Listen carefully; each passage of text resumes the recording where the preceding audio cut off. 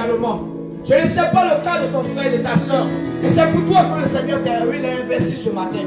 Bien-aimé, il a une parole de grâce, mais cette parole de grâce se doit, oui, simplement d'être, oui, ton partage par le fait de cette espérance en suivant.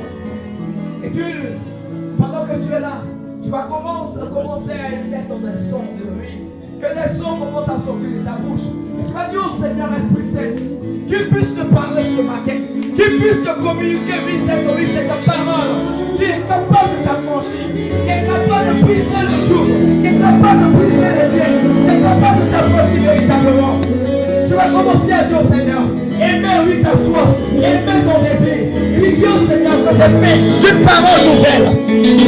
J'ai fait d'une identité nouvelle. Je sois sur la Seigneur.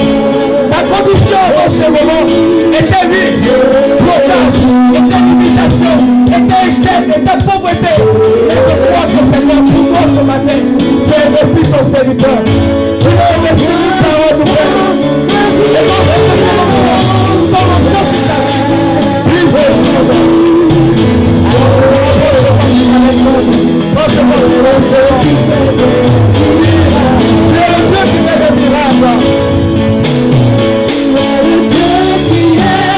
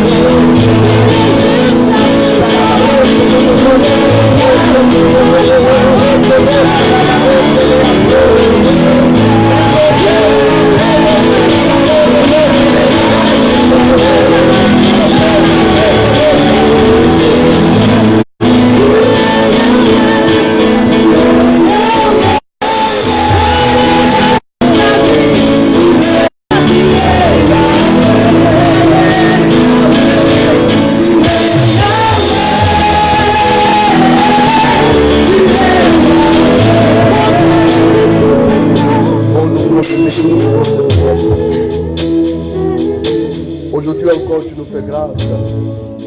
Et tu nous donnes l'occasion de nous retrouver ce matin afin d'écouter ta parole. Papa, tu nous as dit un jour que tu veilles sur ta parole pour l'accomplir.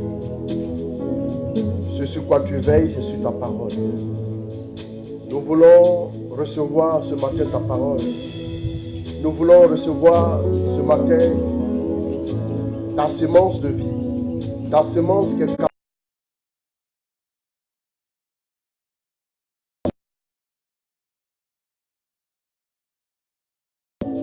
que tu sèmes dans nos cœurs quelque chose. Nous voulons que tu sèmes dans nos pensées quelque chose. Nous voulons que tu sèmes dans nos âmes quelque chose, afin que notre espérance soit boostée, notre espérance soit remobilisée. Nous avons besoin de ta grâce. Nous avons besoin de ton aide. Nous avons besoin de ton appui. Nous avons besoin de nos hommes pour toi. Nous voulons que tu nous dises, non pas selon notre vision, pour voir se réaliser. Nous désirons. Cette journée, nous te la consacrons. Cette journée, nous te la soumettons. Cette journée, nous te l'offrons, Père. Que ta lumière jaillisse en nous.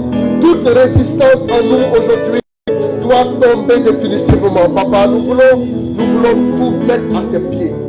Nous voulons tout mettre à tes pieds. Nous sommes fatigués de trimer, nous sommes fatigués d'essayer, nous sommes fatigués de parcourir, nous sommes fatigués d'espérer. Nous voulons maintenant entrer en possession de quelque chose. Nous voulons saisir quelque chose. Papa, viens. Aujourd'hui, fais-le. Regarde tes enfants. Oh, même si les mots nous manquent pour t'exprimer combien nous voulons que tu agisses, rejoins-nous quand même et visite-nous, agis dans nos cœurs, agis dans nos âmes, agis dans nos pensées. Papa, fais quelque chose. Aujourd'hui, fais quelque chose. Nous ne partirons pas d'ici. Nous ne partirons point d'ici tant que tu ne nous auras pas visité. Tant que tu ne nous auras pas visité. Nous ne voulons pas une transformation spirituelle légère, mais nous voulons quelque chose de profond. Nous voulons quelque chose qui nous marque la vie. Nous voulons quelque chose qui nous change. Nous voulons quelque chose qui nous bouleverse à jamais. Parce que nous avons choisi et nous voulons vivre pour toi tous les jours. Nous voulons vivre pour toi pour l'éternité. Nous voulons vivre pour toi chaque instant, chaque moment, chaque minute et chaque heure, chaque jour. Nous voulons tout offrir, Père. Prends tout. Corps, âme, esprit, nous te présentons nos cœurs, nous te présentons nos vies, nous te présentons tout notre être dans chaque compartiment. Regarde les compartiments de notre vie où nous avons beaucoup lutté avec toi. Regarde les domaines de notre vie où nous avons combattu toi, le bienfaiteur par excellence, où nous avons lutté contre toi, où nous avons empêché que ta grâce agisse. Et fais-nous capituler ce matin. Oh, montre-nous le chemin de la vie, le chemin de la grâce, le chemin de la faveur, le chemin de la vie abondante. Que ce matin, ton nom soit glorifié. Que ce matin, ton nom soit élevé, honoré et célébré. Nous voulons nous joindre à la cour céleste. Nous voulons nous connecter à la cour céleste pour vivre une expérience nouvelle. Une expérience nouvelle, Papa. Si tu l'as voulu déjà, tu as dit en Jean 19:30 que tout est accompli, alors il ne manque plus que nous pour que de grandes choses s'accomplissent dans notre destinée. Nous voulons simplement te célébrer. Au nom de Jésus, est-ce qu'on peut acclamer?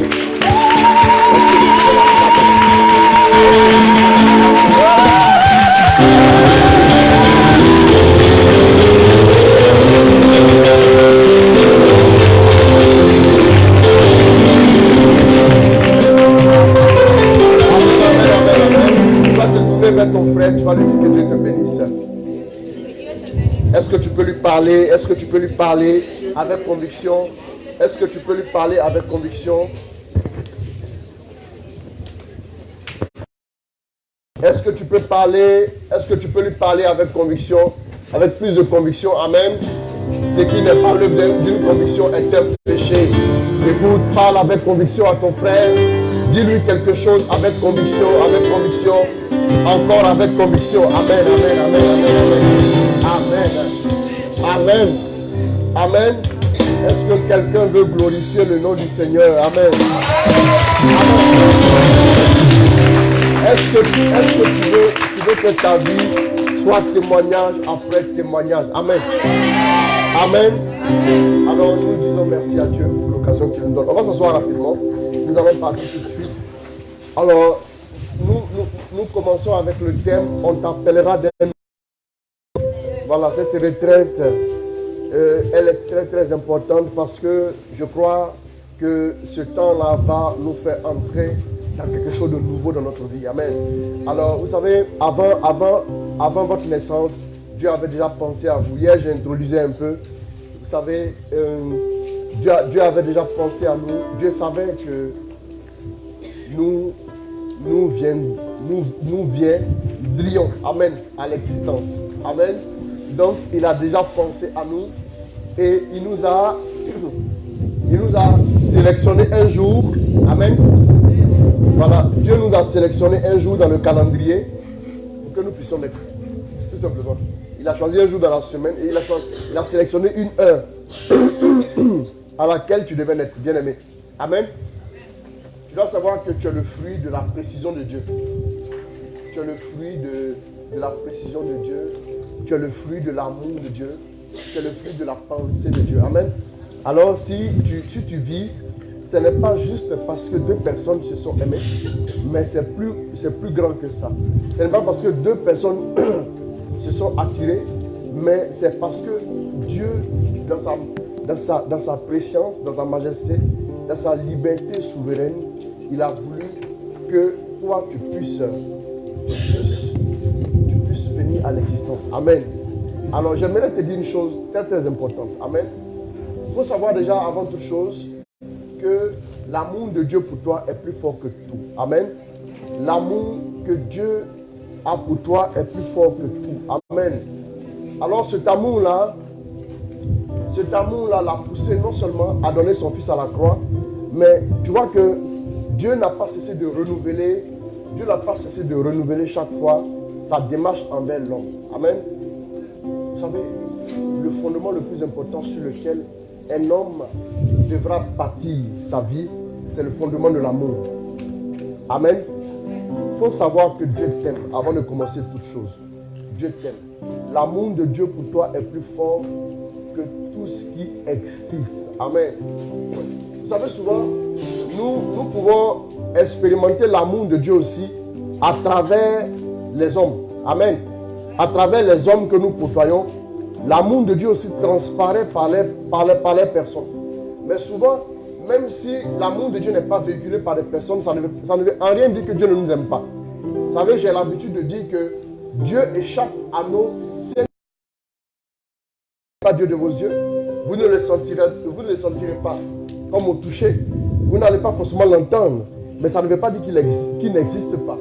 Donc, si Dieu était mesurable, permettez-moi l'expression, par nos 5 organes de sens, il ne serait pas Dieu tout simplement.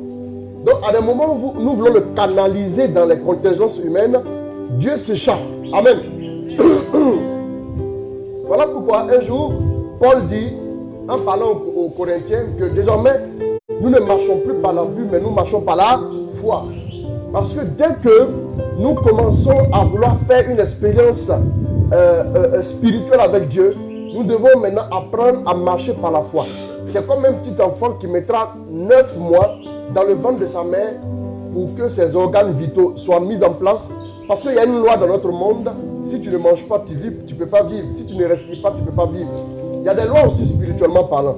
Si vous n'opérez pas par la foi, si vous ne marchez pas par la foi, il vous sera difficile d'avoir accès à l'univers de Dieu et il vous sera vraiment difficile de toucher Dieu. Amen. Vous savez, on ne le touche pas avec les mains, les 5 doigts de la main droite ou les 5 doigts de la main gauche. Non, ce n'est pas avec ça qu'on va toucher Dieu. Même si maintenant Dieu se plaît, parce que nous sommes faibles et fragiles, il se plaît maintenant à se manifester dans quoi?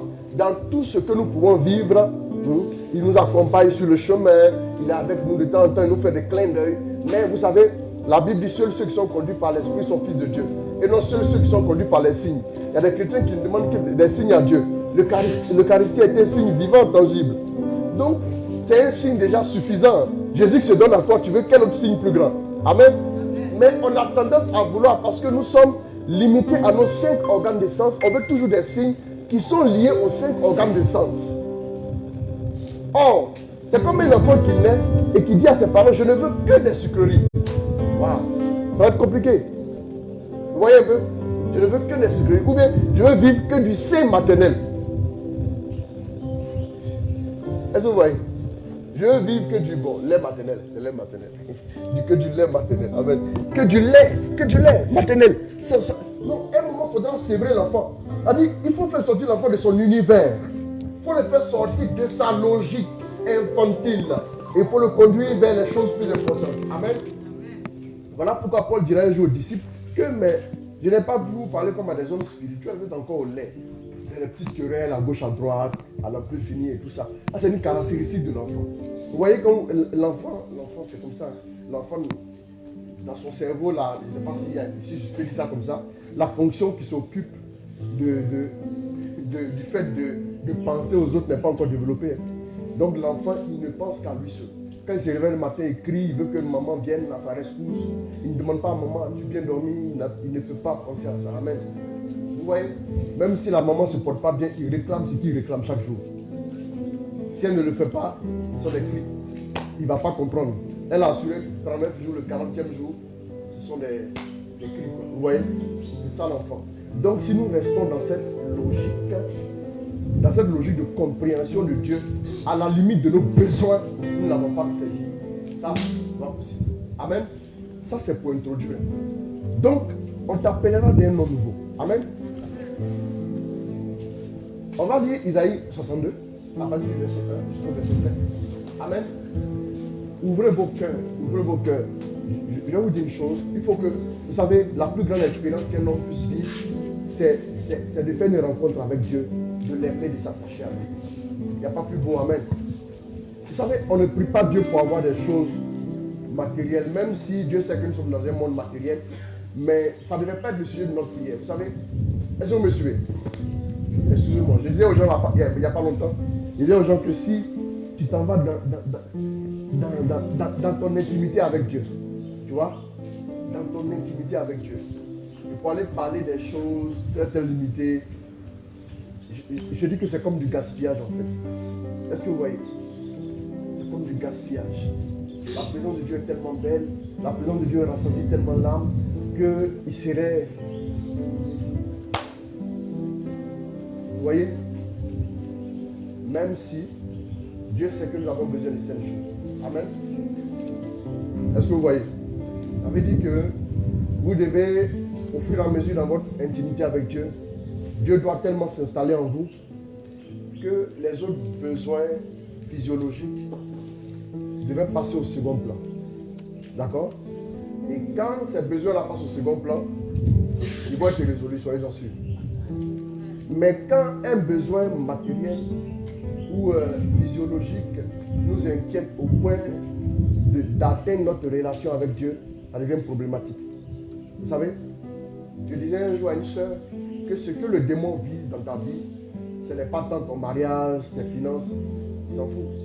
Ce qui l'intéresse, c'est un effet domino, c'est-à-dire d'atteindre tes finances pour que tu puisses briser ta relation avec Dieu. Le but que le diable veut atteindre, c'est de te couper de Dieu.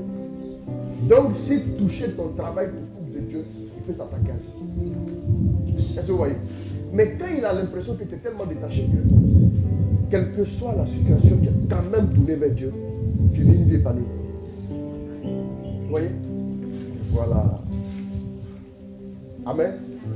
Nous allons lire le passage et nous allons évoluer rapidement dans notre méditation. Allons-y. Oui. Oui, allons-y. Vas-y. Après du verset. Pour la cause de Sion, je ne resterai pas inactif. C'est ça.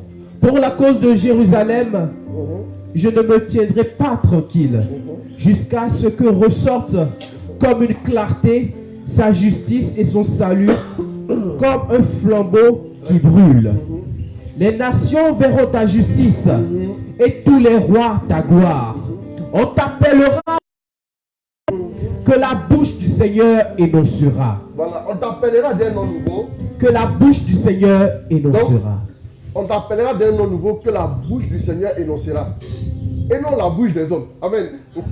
Ça c'est très important. Amen. Voilà. Parce que si c'est la bouche des hommes, là, vous aurez des problèmes. Amen. Les hommes vont vous qualifier selon leur expérience avec vous. Ou bien selon leur opinion sur vous. Vous savez, autant de personnes que nous sommes ici, je ne sais pas combien, mais autant d'opinions il y a. Autant d'opinions il y a. C'est comme ça. Donc si vous devez porter le nom que chaque personne doit vous donner, alors là, très, très, très complexe. Amen. Pourquoi ici la Bible insiste sur le fait que tu porteras un nom nouveau? Pourquoi?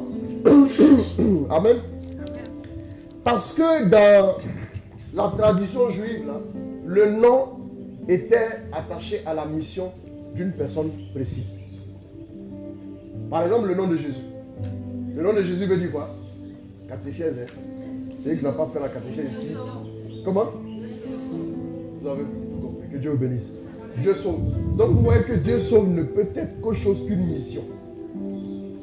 Donc le nom de Jésus révèle la mission que Dieu a attachée à sa vie, tout simplement.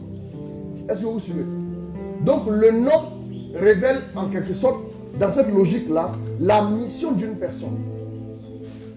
Et aussi le nom, deuxième chose, révèle un aspect. Quel autre aspect? On va essayer. On va faire une exercice. On va voir. Je te vois à l'eau. Vous n'allez pas vous noyer.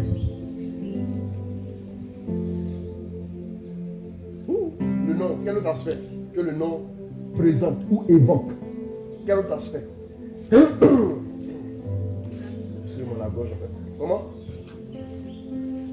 L'identité. Merci. Quelqu'un a dit la personne. L'identité. Le nom, mais ça c'est naturel. Le nom révèle l'identité même d'une personne. Mais comprenez par identité deux choses essentielles. L'identité, c'est-à-dire je m'appelle tant, on me reconnaît, vous vous souvenez? Je m'appelle tant, voilà l'identité. Sur ma carte d'identité aussi, je crois qu'il y a la nationalité, n'est-ce pas? C'est pareil ici non? Voilà, il y a la nationalité et sexe et tout, même si on n'a pas besoin de vérifier. Quand on te voit, on sait que tu es une femme, on met dessus, c'est important bien sûr. Voilà, ça fait partie de ton identité. Mais vous allez voir qu'il y a une identité au-delà. Il y a une identité, ce qu'un homme est de façon intrinsèque. Ce qu'il est en réalité. Ce qui ne saute pas aux yeux. Est-ce que vous me suivez? Il y a cette identité-là aussi qui est importante. Amen. Est-ce que vous suivez? Donc la mission 1 et ensuite quoi? L'identité. Donc le nom révèle quoi? La mission d'une personne et le nom aussi révèle l'identité. Le nom de Jean veut dire quoi? Jean. Comment? Dieu a fait grâce. D'accord. Dieu fait grâce. Dieu fait grâce. C'est-à-dire, si on veut résumer un peu la vie de Jean, c'est ce qui transparaît. C'est ce qui transparaît. Vous voyez un peu?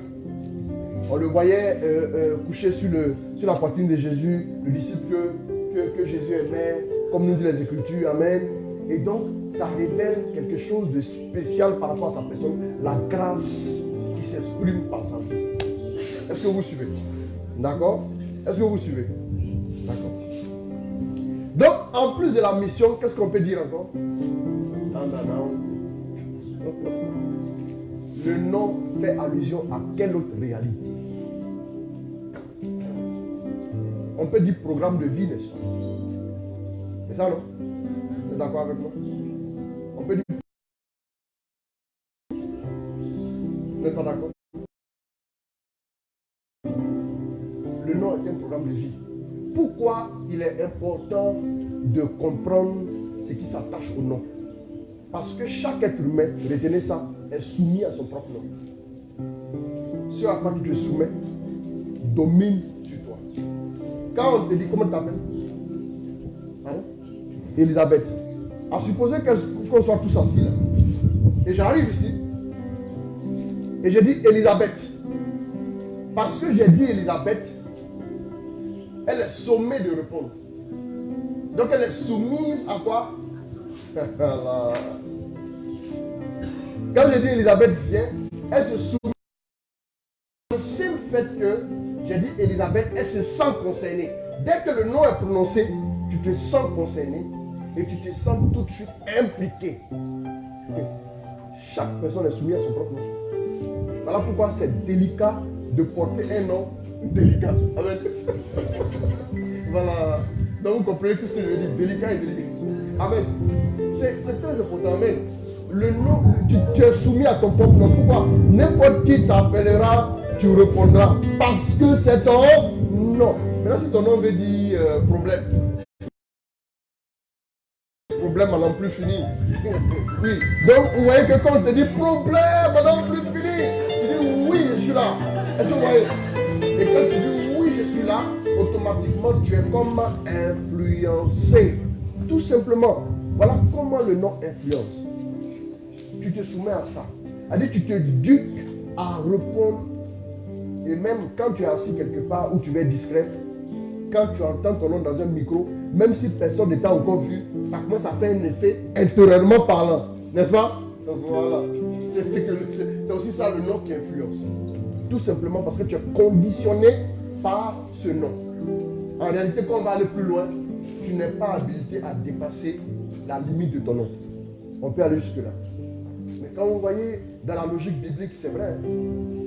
C'est vrai. Il y a des personnes qui ont porté des noms. On va prendre le cas de Jacob. Son nom veut dire quoi? Comment? Roublard, oui. Pardon? Non. Allons doucement d'abord. Roublard, n'est-ce pas? Roublard, ok? Donc vous allez voir que il a commencé avec tout ce qu'il a fait. On sait ce qu'il a fait par rapport à son frère. Vous voyez? Mais moi, il y a une chose qui m'intéresse. Une chose très importante que je voudrais souligner avant d'aller plus loin. Vous allez voir qu'à un moment donné, il va utiliser ce qui est propre à son nom. Il va utiliser ce qui est propre à son nom pour faire quoi? Pour essayer d'influencer, essayer de capter la bénédiction de son frère. Et à un moment donné, quand le père maintenant commence à le bénir, qu'est-ce que le père dit? Qu'est-ce que le père dit?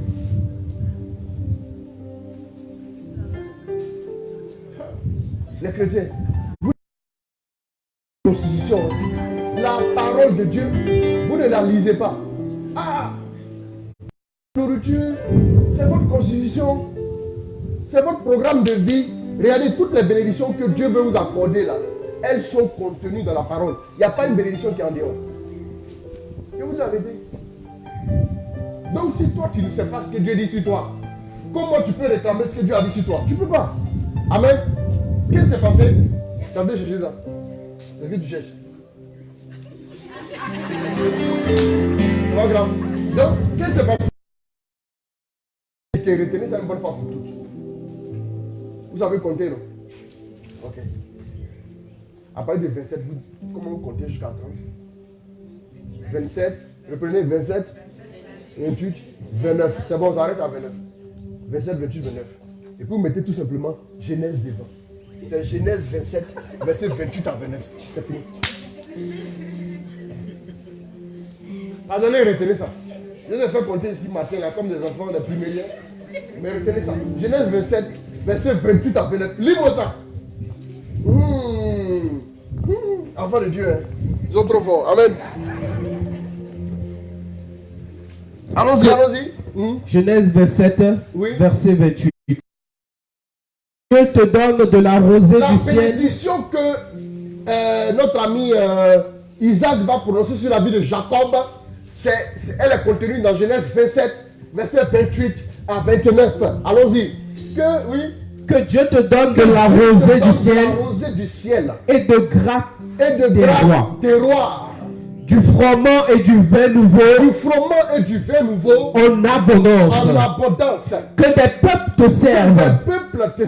Et que des populations se prosternent devant toi. Sois chef pour tes frères. Et que les fils de ta mère se prosternent devant toi. Maudit soit qui te maudira. Béni soit qui te bénira.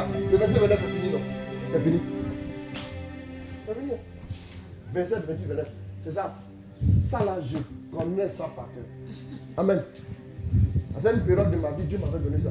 J'ai bossé ça par cœur. Je peux réussir. Mais oui.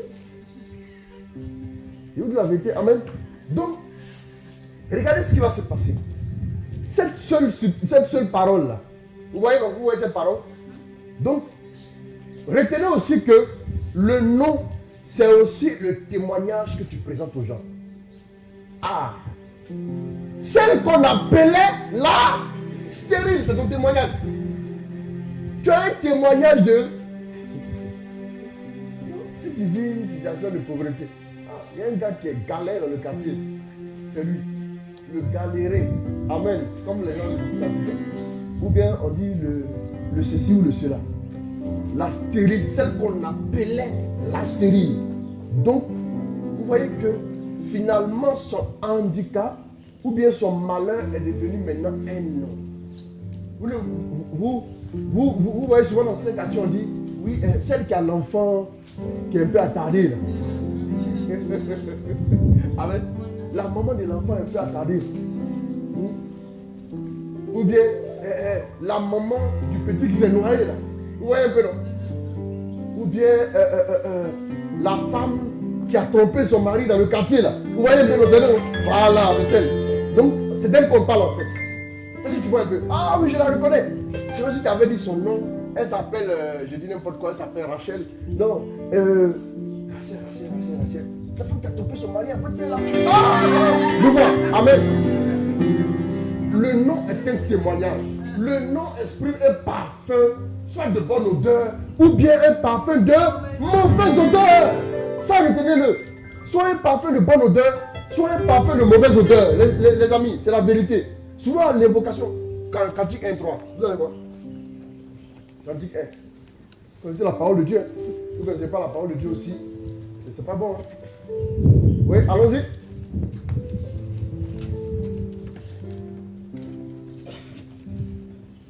Tu peux trouver le cantique rapidement. Ça aussi, c'est ça là. Oh, hein? Quelqu'un a trouvé? Aidez-le. On va faire un plus. Cantique 1, 3. Cantique 1, 3. Rapidement, folie. Cantique 1, non.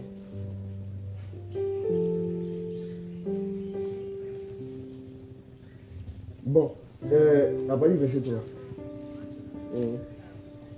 Quelqu'un a trouvé quelque part? Je vais voir une autre version. Cantique 1, verset 3. Tes parfums ont une odeur agréable. Oui, continue. Ton nom même est un parfum qui se diffuse. Ton nom même est un parfum qui se diffuse. Ah! Faut venir aller dans le micro ici. C'est pas mes choses ici. Ta personne. Non, d'accord. Faut lire là-bas. Vous allez voir.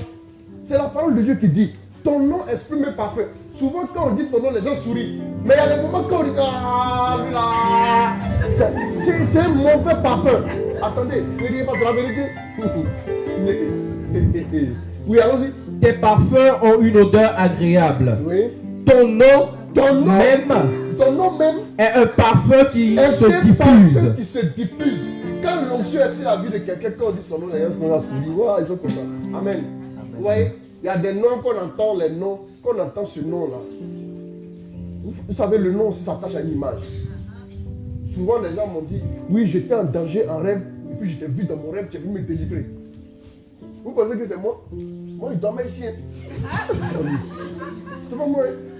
En fait, comme il y a une image qui est attachée à ton image, et ce qui fait que Dieu peut emprunter ton image. Voilà, si tu étais un coupé de route dans le quartier, ton image, si le gars te voit de ton rêve, il va se réveiller. Parce qu'il comprend qu'on veut couper la route sa destinée. Amen. Voilà. Vous comprenez ça aussi? Je vais vous dire une chose. Attachez-vous à Dieu. Attachez-vous à Dieu. Votre identité est attachée à Dieu. C'est important. Il dit on t'appellera d'un nom nouveau que le Seigneur aura prononcé. C'est le Seigneur qui va dire le programme de vie. La seule personne qui a autorité pour dire le programme de ta vie, c'est Dieu. Amen. Le micro, c'est bon, ça va? Oui, c'est bon. La seule personne qui a autorité pour dire la mission de ta vie, c'est le Père.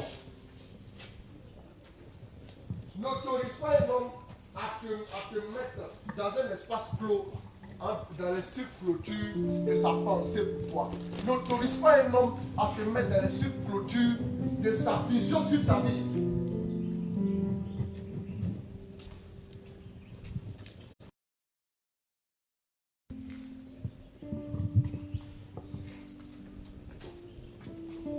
Une seconde. Amen. La pile est faible.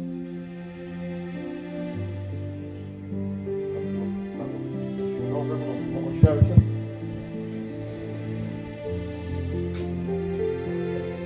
Ça, après vous allez me dédommager. On va interrompre. Après l'exercice du ministère, vous direz votre amende. Réparation, respiration.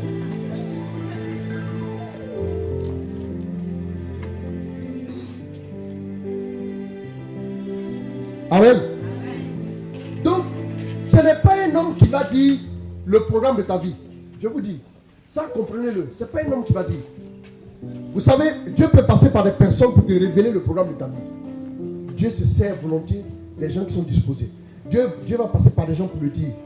Mais si vous rencontrez des personnes qui vous limitent, des personnes qui vous minimisent, des personnes qui essaient de vous contenir dans un espace, comme un ressort qu'on essaie de comprimer en permanence, vous n'êtes pas destiné à ça. Vous n'êtes pas destiné à ça. Ça, je vais dire ça aux chrétiens. Je vais te dire que le nom, ton identité même est cachée en Dieu.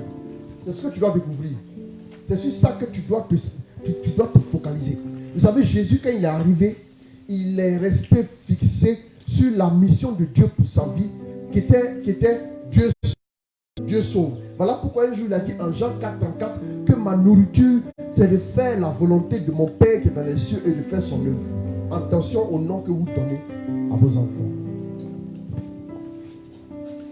Le nom est le témoignage. Donc quand je parlais de notre ami Jacob, je reviens à la réalité jacobienne. Amen. Oui. Donc, qu'est-ce que je suis en train de dire? C'est que le père l'appelle. Et vous avez vu ce que le papa a dit, non? Le papa a parlé.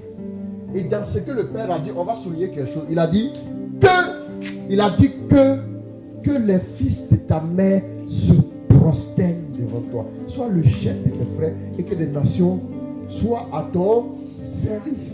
Amen. N'est-ce pas? Quand il a dit ça, nous connaissons la suite. Le frère aîné est venu. Regardez bien. Quand le frère aîné arrive, il dit quoi?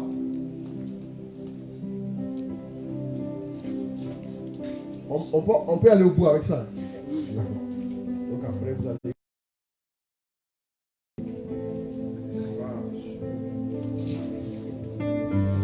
On monte le piano, s'il te plaît. On monte le piano.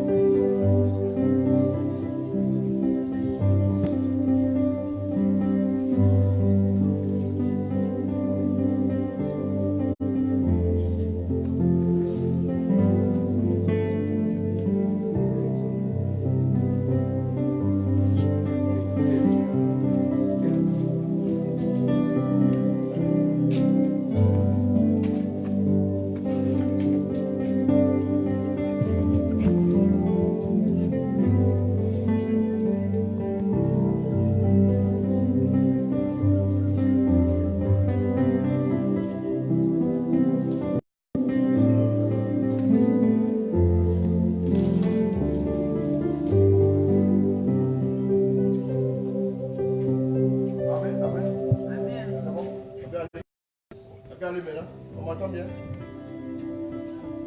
Oui, c'est bon. On m'entend bien? Oui. D'accord, que Dieu vous bénisse. Voilà, on vous appellera d'un nom nouveau.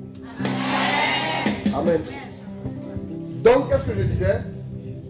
Après Jacob, qu'est-ce qui se passe? Nous voyons que ici, ce qui va se passer, c'est que le grand frère va venir.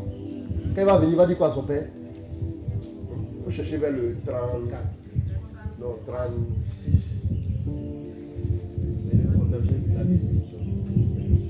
Non, attends. 36 en tout cas. 36. 36. Ésaü dit, Uh-huh. est-ce parce qu'on l'a appelé Jacob Oui. qu'il m'a supplanté 2 fois? Il m'a supplanté 2 fois. Il a pris mon droit d'aînesse. Il dit, mais regardez, il dit, est-ce parce qu'on l'appelle? Ah! C'est-à-dire qu'il venait de comprendre une grande loi spirituelle, une grande, je veux dire, une grande vérité spirituelle. Est-ce parce qu'on l'appelle qu'il m'a supplanté? Donc il fait le lien avec quoi? Le nom de son frère et de ce qu'il a vécu par rapport au témoignage qu'il rend de son frère. Est-ce que vous voyez un peu? Voilà, je suis en train de décortiquer pour le moment. Donc vous voyez que du coup, qu'est-ce que nous voyons? Est-ce parce qu'ils appellent quoi? Est-ce parce qu'on l'appelle Jacob Oui. qu'il m'a supplanté 2 fois? Voilà. Il a pris mon droit d'aînesse. Ouais. Et voici maintenant, il a pris ma bénédiction. Vous, toi même si c'est un roublard, et vous l'avez laissé dans la maison, vous voulez qu'il a qu'à te roublardiser sur quoi? Parce que comment il réfléchissait? Si vraiment ta mission c'est de roublardiser quelqu'un, tu vas le roublardiser sur une affaire de quoi? Il faut bien le roublardiser. Mais il a bien rempli son ministère, c'est vrai, c'est faux. Vous-même devez à quoi? Parce que moi, je ne comprends pas. Vous l'appelez Jacob. Il a fait ce que je parle de la réalité jacobienne. C'est ça. La réalité de la roublardise, tout simplement. On ne peut plus, on peut pas faire plus que ça. On ne peut plus roublard, c'est tout.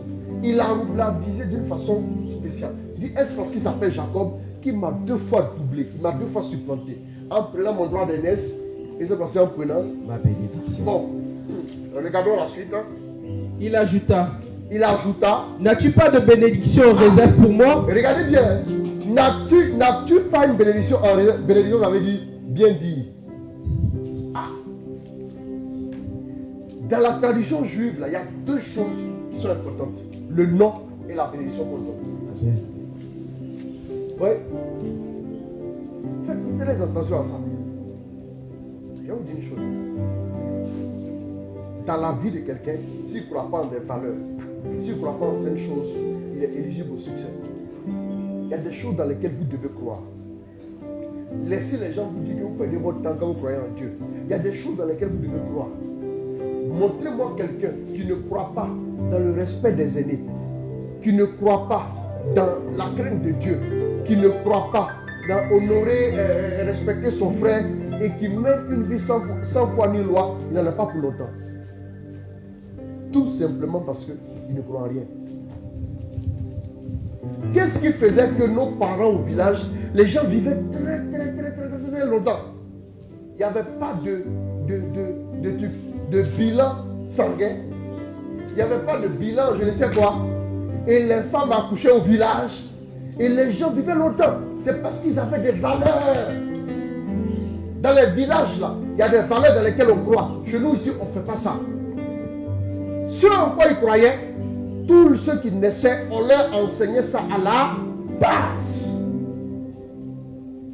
Quand un enfant naît, il sait que chez nous au village, même quand il est tout petit, chez nous au village, la tradition veut qu'on fasse comme ça. Et même cette tradition qui n'était pas forcément éclairée par l'évangile, avait quelque chose de bon, avec des valeurs qu'elle défendait, au point que, vous voyez, aller dans les villages, même si les gens ne professent pas Jésus est Seigneur, ils sont en très bonne condition physique. Même à 90 ans, il est capable d'aller faire ses travaux champêtres et de revenir. Pourquoi c'est comme ça? Parce qu'il croyait en certaines choses. Et il ne croyait pas en d'autres choses. Mais aujourd'hui, vous avez remarqué que l'Occident nous envoie des choses. Par exemple, vous verrez un enfant faire front, tenir tête à son père et parler à son père comme il veut. Au nom de quoi? Je suis libre. Libre. L-I-B-R-E. Juste ces quelques mots ont ruiné la destinée des gens. Mes amis, ne vous y trompez pas. C'est que l'homme aura semé, il le ramasse. Il n'y a plus de respect. En Afrique, par exemple, dans nos traditions, le respect. Quand il y a un malentendu entre quelqu'un et un autre, l'aîné a d'abord raison. N'est-ce pas? Et le respect. Les femmes aussi respectaient les maris et autres. Amen.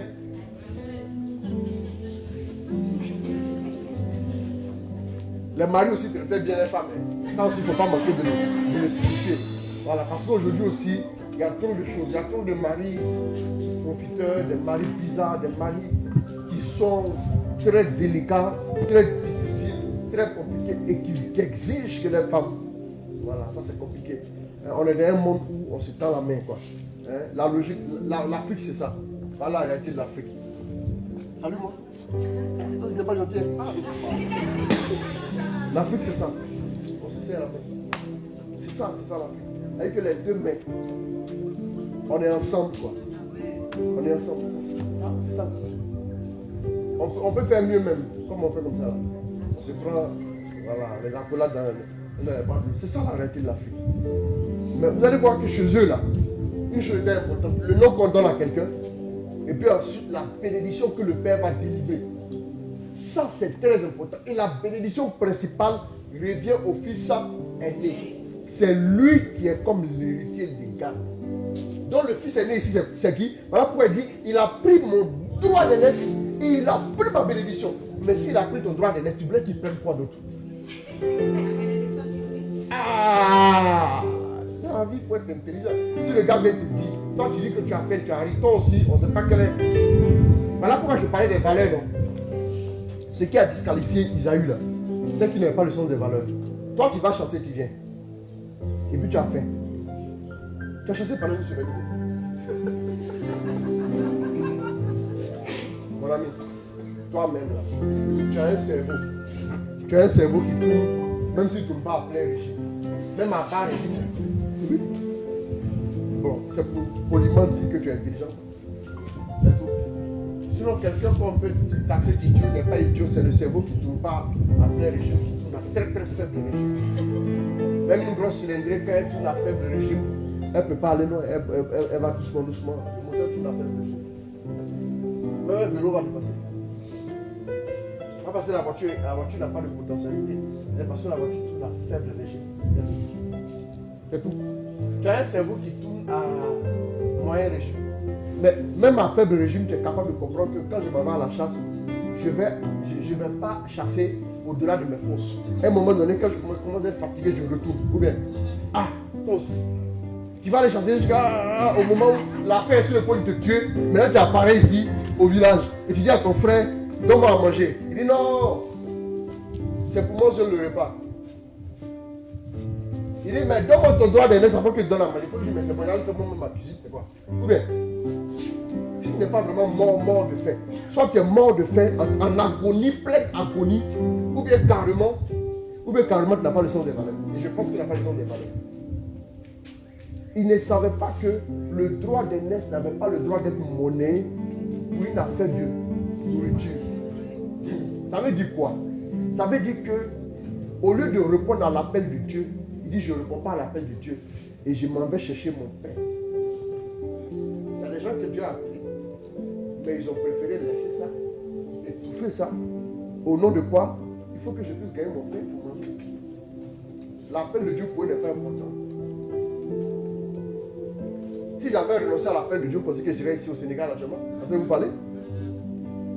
Je serais peut-être au mieux. Si samedi je ne travaille pas, je m'en vais à la plage. Oui, je m'en vais à la plage avec ma petite famille. Là au moins, je n'ai pas réfléchi sur comment Dieu va bénir les gens, comment il va impacter les gens. Je n'ai que quelques enfants. Réfléchir pour 3 enfants, ce n'est pas aussi coriace que tout ce qui est là. C'est sacrifier ça. Oui. Tu vas après prier pour eux, chacun prier. Après Dieu veut te parler en direction de plusieurs personnes en même temps. Tu dois te disposer. Après tu as mal au pied, le Seigneur te dit ça va aller. C'est la vérité. Il a regardé à son propre profit. Il a mis en avant son profit, son ventre. Paul dit c'était dont le Dieu est leur ventre. Il a regardé à son propre ventre et il a méprisé son droit d'aînesse. La conséquence du petit mépris là, la conséquence, vous savez, quand vous semez quelque chose, vous semez 2 graines de maïs, ça devient un épi. Ça devient d'abord une tige et puis au moins 2 épis. C'est la multiplication de 2 par je ne sais combien produit le nombre de graines que vous allez moissonner. La moisson est toujours plus abondante que la semence. Ne vous y trompez pas. Tu peux appeler ton enfant, je ne sais comment. Mais ce qui va te moissonner plus tard, ça va t'étonner. Ça va aller au-delà de l'impact du nom que tu as donné. Ça va se multiplier, ça va revenir. Voilà pourquoi faites attention. Voilà pourquoi j'invite les gens à être engagés à la suite de Dieu, à marcher toujours avec Dieu. Plus vous le faites là, vous marchez un peu seulement, mais après Dieu vous donne une moisson abondante. Qu'est-ce qui s'est passé? Ton frère arrive et lui il était juste au bon endroit, au bon moment, avec sa nourriture malgré qu'il soit blanc. Vous savez souvent les escrocs là, ils sont toujours dans des bons coins et puis vous les voyez, ils sont très bien habillés et c'est eux qui jouent la carte qui fait que souvent, mais un excellent escroc il prospère même plus qu'un faux chrétien. Je vous l'avais dit, un très bon escroc qui a une intuition prophétique escrocale. Je rigole. Amen. Qui a une intuition de bon escroc. Amen. Vous le voyez, il sait toujours flairer les bons coups. Il propose ses services aux gens. Et il y a des escrocs de haut vol qui sont toujours en première classe. Hein. Toi-même, tu travailles sur ton front là. Même c'est une fois chaque 2 ans, tu montes dans la classe éco. Et lui là, chaque 2 mois, oui, il y a un de mes fils qui est à la police économique. Voilà, je vais taire le pays. Il a une fois appréhendé un escroc. L'escroc lui a dit tout ce qu'on est en train de faire là, c'est avéré hein, que je n'ai rien à nier ici parce que je n'ai pas le temps, j'ai un vol à prendre ce soir. Il était 17h, il dit il n'a rien à nier dans cette affaire là. Il n'a rien à nier absolument. Il est là, il sait que c'est vrai, mais je peux te rendre riche. C'est un escroc qui parle. Je peux te rendre riche. Que je peux te faire des hectares de champs de ceci. Une grande plantation qui va te rapporter, chaque année, ça va te rapporter au moins 6 millions. Est-ce que tu veux? J'ai des terrains. Il dit non, je suis désolé, je ne peux pas vous écouter. Donc il a fait le truc, il a monté le dossier au niveau du patron. Il dit mais il faut accepter maintenant. Parce que dans 30 minutes, ce sera trop tard. Il a le vol Dubaï à prendre à 20h30. Là, à 18h30, tu vas être à l'aéroport. Il est 17h. Il ne faut pas perdre son temps. Un escroc, hein? Sinon, quand tu veux être escroc, il faut avoir un ministère escroc. Escroquique. Je suis académicien. Que je dise quoi? Parce qu'il n'y a pas de mot quoi. En fait, c'est faussement un mot créé pour lui. Et il était bien habillé, il sentait très bon, il avait une grosse cylindre. Il vient dire qu'il est escroc. Il dit bon, d'accord. D'ici là, il va prendre en main le dossier. Il dit c'est le patron. Il dit d'accord, ok. Je monte voir votre patron avant. Puis il même l'escroquerie, ce n'est pas ton camarade. Ouais. Lui, il vient s'appeler Jacob. Donc, et quand il est monté, environ 30 minutes après, et puis il va dans la première classe. Donc on l'attend.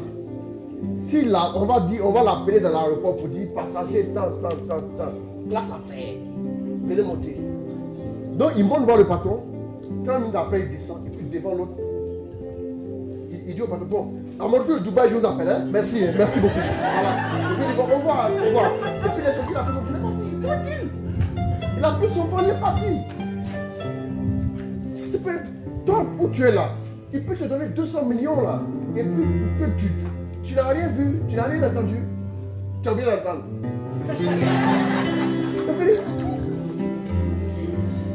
Si on te dit, quelqu'un te dit j'ai entendu un nom, toi tu n'as rien entendu, il va te frapper. C'est ce qu'il voulait dire au gars. Donc, quand le monsieur est sorti devant, il est parti. Il y a un autre encore qu'ils ont appréhendé une fois. C'est un escroc très célèbre. Donc le gars, il lui a dit, vous serez différé. Quand il a parlé avec lui un moment, il a dit, est-ce que vous pouvez encore? Il dit, c'est le monsieur même qui a été le premier à dire ça. Il dit, C'est tout ce que je peux vous dire. Il dit, mais bien sûr. Après, quand on regarde le fautif, il dit, si je sais que je suis fautif, mais je vous demande une seule chose. Monsieur, déférez-moi aussi. Déférez-moi. Dès qu'on le défère, c'est lui qui va venir vous dire bonjour et les croissants. C'est pas vous qui allez le voir toujours.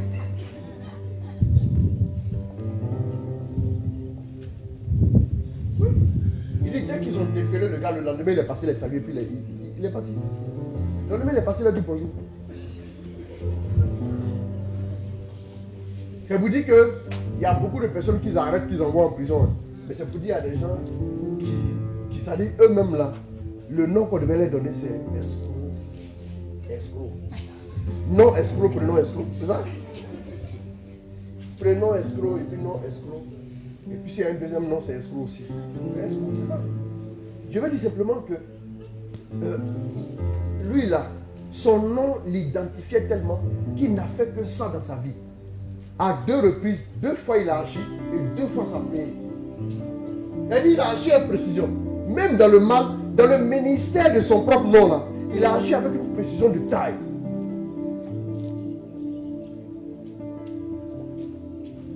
Il y a des enfants qui naissent, vous voyez comment ils font là. Ils arrivent à dire à leurs camarades que oui, je suis votre patron ici là. Ouais, je suis votre patron là. Ouais. À l'école primaire. Les gens s'amusent dans les sables là. Tu vois, tous sont regroupés là. Il y a des trucs là. Faites ça, faites ça. Un gars comme ça, regardez-le bien. Que Dieu le prenne rapidement pour faire son travail. Il aura un impact. Mais dès le bas âge déjà, vous sentez qu'il a une influence sur les enfants là. Enfin, oui, mon ami, tu as besoin de quoi là? Et puis c'est lui qui promet monts et merveilles à l'école aux enfants de sa classe. Pourtant, ses parents payent son petit déjeuner. Mais c'est bizarre. Quand on le regarde, il ne peut pas faire. Mais ils ont une manière de croire en lui naturellement. Naturellement, ils croient en lui. Pour rien comme ça. Quand tu le regardes, apparemment, il ne pourra pas faire. Mais les gens croient quand même en lui. Il a une force en lui. Il y a des gens comme ça de nature. Il y a un petit nom là qui est en train de travailler plus comme ça. Qui est en train de donner l'énergie pour réfléchir. Comment se fait-il qu'il prépare à un moment donné où exactement le gars doit arriver? Comment il flaire ça? C'est dans les gènes de son nom. Comment doubler quelqu'un en 5 minutes? Il va te le faire. Amen. Rapidement, et puis tu es capable même en justice de te lever pour défendre sa cause. Ne l'accablez pas ce monsieur. Il est trop sérieux. Vous me suivez? Et donc, ce qui se passe, c'est qu'à un moment donné, on fait quoi? Il dit, y a-t-il pas une bénédiction pour moi? Regardez la suite. Y a-t-il pas une bénédiction pour moi? Allons-y. Isaac répondit à Ésaü. Je l'ai désigné comme ton maître. Bon, Lindsay, ta version est quelle? Oui, c'est la version de Lindsay. L'autre version, c'est quoi? Voilà. Allons-y. Tu as le verset combien?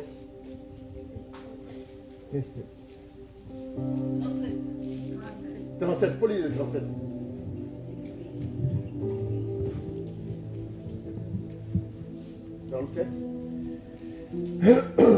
Allons là, s'il te plaît. Okay. Isaac répondit et dit à Ésaü, voici, je l'ai établi ton maître et je lui ai donné tous ses frères pour serviteurs. Qui a une autre version qui dit quelque chose d'autre? Une autre version? Oui, il lui répondit. J'ai fait de lui ton maître. Et je lui ai donné tous ses frères. Bon, est-ce que vous avez entendu ce que le papa dit? Hein? Bon, viens ici. Ça dit, voilà ma fille, et puis je prononce la bénédiction de sa vie. Et puis sa soeur qui est là vient. Papa, tu n'as pas une bénédiction pour moi? Non, non. Et je dis, j'ai fait d'elle ta patronne. Ce n'est même pas colère. Ce n'est même pas pour le moment la réaction qui nous intéresse. Mais qu'est-ce que le papa dit là? Ça ne vous choque pas? Ça ne vous choque pas? Il dit que les fils de ta mère te servent. Et relis ce que tu as lu là. J'ai fait de voici, J'ai fait de lui ton maître. J'ai fait où? Est-ce que tu as fait cérémonie? Mais pour avoir parlé seulement, ça vaut une cérémonie. Pour avoir parlé seulement sa direction là, ça vaut une cérémonie. C'est ce que le papa est en train de dire. Dans la tradition juive, quand on prononce une parole sur la vie de quelqu'un, c'est comme une cérémonie qui a été faite par rapport à lui. Il a été intronisé. Je lui ai donné, et dit pas, je lui ai donné Tous ses frères serviteurs. Je lui ai donné tous. Je lui ai donné. Va t'asseoir, merci. Regardez bien. Vous ne vous rendez pas compte que ce que le Père dit là, c'est fort. Ça veut dire que une parole que vous prononcez dans la vie de quelqu'un peut faire de lui soit un succès, soit un échec.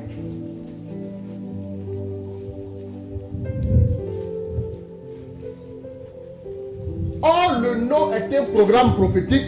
Le nom est une parole prophétique. Ah oui, faites attention. Faites très attention. Faites très attention à ça. Donc le papa va dire, j'ai fait de lui ton maître. Je lui ai donné tous ses frères comme serviteurs. C'est bouclé. C'est-à-dire, quelque chose que je vais dire, c'est fini. À ce que vous allez dire. Faites toujours attention. Et même quand vous bénissez les gens, vous-même écoutez-vous. Quand vous bénissez les gens, écoutez-vous. Sinon, vous risquez de bénir et de contredire la bénédiction. Aïe, aïe, aïe. Il faut écouter. Fais attention aux bénédictions même que tu délivres. Fais très attention. Fais attention aux bénédictions même que tu délivres. Fais très attention à ça. Il faut que la bénédiction soit en harmonie avec ce que tu ressens dans ton cœur. Si tu prononces des bénédictions à tort et à travers, tu vas faire des choses que tu vas regretter plus tard, même en bénédiction. Je ne parle pas de malédiction. Là, mais ce n'est même pas à faire. Si tu as assez, je ne sais, pour pouvoir faire ça aussi, là, c'est autre chose. Il dit même qu'un enfant a déconné, il faut le corriger jusqu'à ce que tu n'aies plus rien de négatif à dire sur sa vie. Mais ne dis pas quelque chose de négatif. Ce n'est pas pour ça. Quand on dit de corriger, il n'y a pas aussi de blesser l'enfant, de shooter. Non, non plus. Si tu fais ça aussi, vraiment, pas qu'il faut qu'on doit délivrer.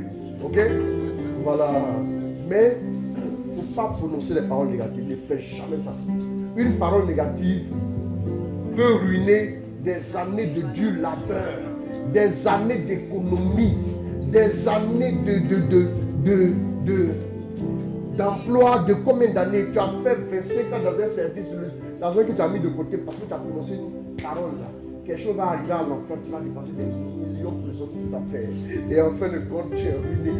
Donc la malédiction que tu prononces sur ton enfant finira toi-même par tout ruiné. Il faut qu'il dise ça. C'est tout. L'enfant il déconne trop, c'est pas grave. Il faut le chicoter 4 fois, il n'y a pas de problème. Mais reprends-le comme ton enfant toujours. N'oublie pas. Dieu te l'a donné comme enfant. Reste fidèle à cette ligne-là. Dieu te l'a donné comme enfant. Prends-le comme enfant jusqu'au dernier jour. Ne le prends jamais comme une canaille. Ne le prends jamais comme une malédiction. Si tu fais ça, Dieu n'a pas pensé à lui comme étant malédiction te le donnant. Si tu penses à ça comme ça, tu vas avorter le processus divin et tu vas encaisser les dividendes. Si tu veux les riches, tous ceux qui veulent. Et voilà. Amen. C'est comme ça. C'est comme ça. Alignez-vous sur ce que Dieu a dit sur votre vie. Y a-t-il une parole que Dieu a prononcée en votre direction? Est-ce que Dieu a prononcé quelque chose? Vous savez, souvent j'ai dit que c'est un programme prophétique. Là, j'arrive sur notre dimension du nom qui est maintenant une prophétie. Un nom peut être simplement une prophétie. Par exemple, quand Dieu vient sauver l'humanité, c'est une prophétie pour le moment, avant qu'il ne commence à sauver.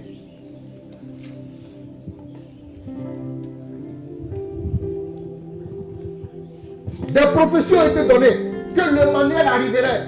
Dieu est avec vous. C'est une prophétie. Donc Emmanuel même, c'est une prophétie. Donc le nom que tu portes peut être une prophétie pour un accomplissement futur dans ta vie. Le nom qu'une personne porte peut être une prophétie par rapport à sa propre vie.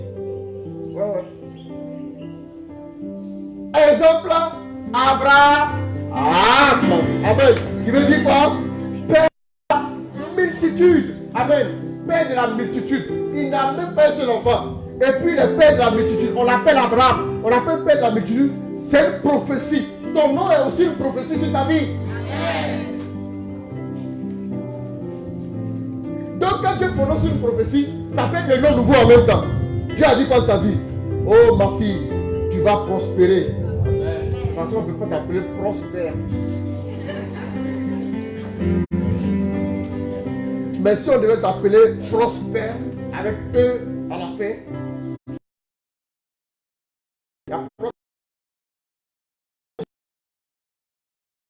n'est-ce pas? Donc, le prospère, E, accent grave, E, nous ramène au féminin. Elle dit que Dieu a dit sera prospère. Donc, tu as bouclé ça sur toi. Tu t'appelles comme ça. Ouais. Donc, par rapport à la prophétie que tu as entendue. Donc, chaque fois qu'on y met sur la prophétie, quand on t'appelle prospère, tu dis oui, c'est moi. Je vous dis que qu'est-ce que Dieu a annoncé sur ta vie? Tu vas porter. Vous voyez? Toujours dans le cas de Jacob, quelque chose s'est passé.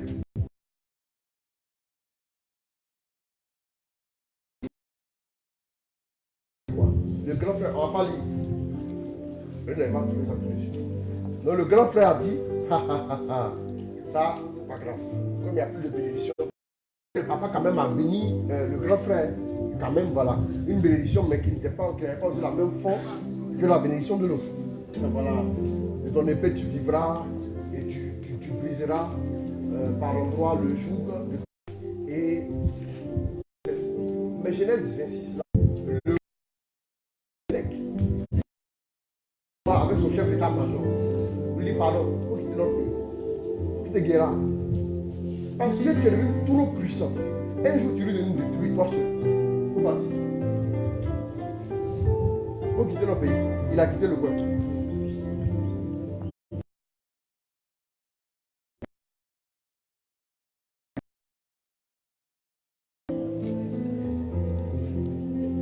Hein? On va dire fui. C'est Isaïe qui est devenu très riche. Très riche. Vous me suivez? Il est devenu ultra puissant et riche. Mais faisant l'état, c'est la bénédiction de Dieu que les gens ne pourront pas. Le neveu de tel ministre, mais on n'a pas cette position. Mais lui, d'où vient-il? Tu ne connais pas son histoire. Tu ne sais pas ce que Dieu a dit sur ça. Avant de savoir pourquoi quelqu'un agit comme ça, essaie de voir ce que Dieu a dit sur ça.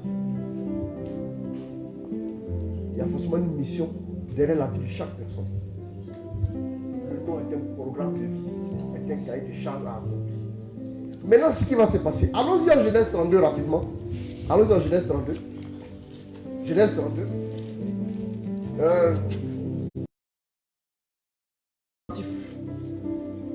Verset 25. Jacob resta seul. Jacob resta seul. C'est alors qu'un homme lutta avec lui jusqu'au lever de l'aurore. Voyant qu'il n'était pas vainqueur contre lui, cet homme le frappa à l'emboîture de la hanche. Celle-ci se déboîta pendant qu'il luttait avec lui. Car l'aurore se lève. Oui. Jacob répondit, je ne te laisserai pas partir. Comment je vais te laisser partir?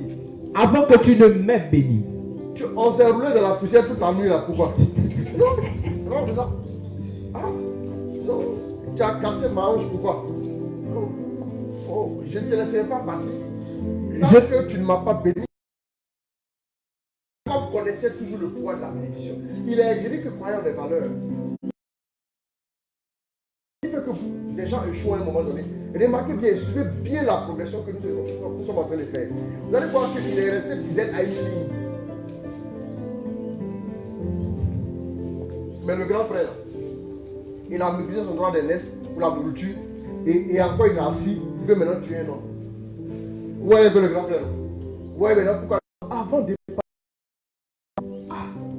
mon ami, en quoi est-ce que tu crois? Vous croyez à la bénédiction? Mais souvent aussi votre comportement montre pas que vous croyez à la bénédiction. Vous croyez en d'autres choses.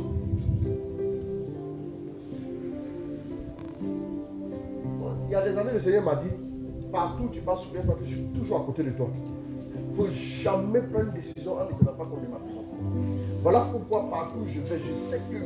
Je disais un jour à quelqu'un, prenez-moi, déposez-moi dans un pays lointain, sans assistance, le Seigneur va m'approvisionner, vous serez étonné de me reconnaître, de me voir après un mois. J'aurai assez de provisions. Que ce soit l'argent, que ce soit quoi, j'aurai tout. Parce que je sais que j'ai une alliance avec. Ça ne dépend pas des circonstances du lieu, ça ne dépend pas de la saison. Mais ça dépend d'un seul facteur qui est Papa God. Qui est Dieu. Tant qu'il marche à mes côtés, je ne peux pas m'inquiéter. Je ne suis pas éligible à l'échec. Parce que je sais que lui, il est avec moi. Il est un paramètre. Le paramètre, c'est non. C'est le paramètre qui fait toute la différence.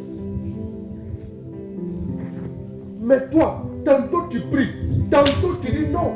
J'ai un ami là, c'est lui qui va m'aider. Tantôt tu es en train de récriminer. En quoi tu crois? C'est ça qui fait ton problème. Tu n'as pas de constance. Tu n'as pas de. Il n'y a pas de constance. Il y a une ligne directrice. Tout être humain a une colonne vertébrale. Il y a une ligne. Mais tu ne suis pas de ligne. Tu n'as pas de trajectoire. Tu avances, tu recules, tu freines, tu rentres à droite, tu descends, tu vas tourner un peu, tu reprends ta voiture. On ne sait pas ce que tu fais. Tu n'es pas un voyageur. Tu ne vas pas avancer. En quoi tu crois? Vous voyez qu'il est resté fidèle à ce en quoi il croit. La bénédiction, encore il demande la bénédiction. Mais ce qui est en train de se passer, le combat qu'il y a eu là, ça s'est passé à l'approche d'un événement très important. Ça s'est passé à l'approche d'un événement très important. Mes amis, moi je vais vous donner un secret. À chaque moment important de votre vie, posez des actes précis qui se ressemblent.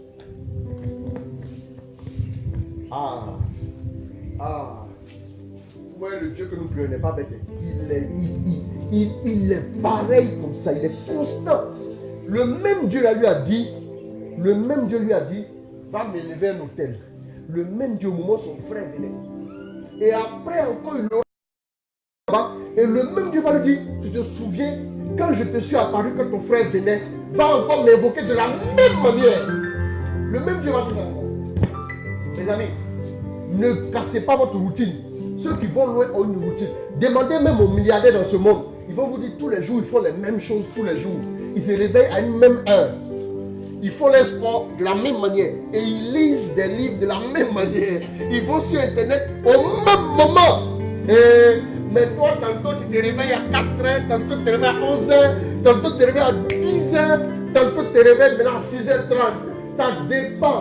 Tu n'as aucune logique. Tu es trop hybride.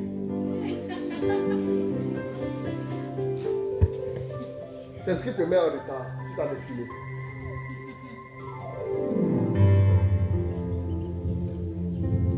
Gardez une conscience. Quand j'ai commencé à marcher avec Dieu, sur en quoi je croyais là, moi je crois en une chose. Je crois que la chose la plus importante, c'est d'avoir une intimité avec Dieu, d'avoir une relation avec Dieu, d'être attaché à Dieu. Je suis constant dans ça. Ça c'est bon comme ça. Je ne peux pas prêcher un message sans faire apparaître ça dedans.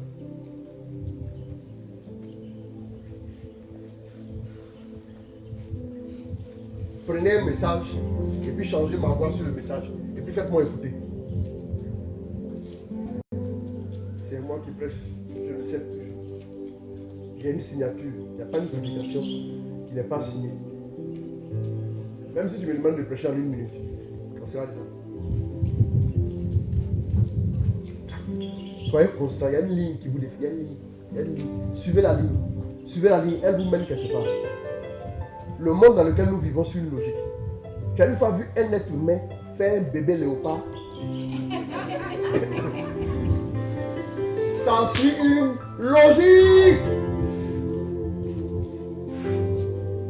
Si tu as épousé un blanc, déchet blanc, si tu mets un enfant au monde du pépin, noir, moitié. C'est logique. Quand on voit le bébé, on va comprendre la tête du père avant que le père n'arrive. Ça suit une logique. J'ai reçu. Tu m'as su. Il dit bénis-moi d'abord. Bénis-moi d'abord. Bénis-moi. Il faut me bénir. Je crois en une seule chose, la bénédiction. C'est en prélude à la bénédiction qu'il avait dit à son frère, donne ton droit d'aînesse. Mais ça le mettait en position de recevoir la bénédiction. Donc 3 fois il est resté fidèle à la bénédiction. 3 fois la bénédiction aussi attira. On va voir maintenant. Il dit, allons-y. La bénédiction c'est bien dit. Encore une fois, je répète. Allons-y. Il lui demanda, quel est ton nom? Voilà. Avant de le bénir, vous voyez que la bénédiction est toujours attachée à. On revient encore au non. On t'appellera quel nom nouveau et le nom ancien. Jette-le dehors.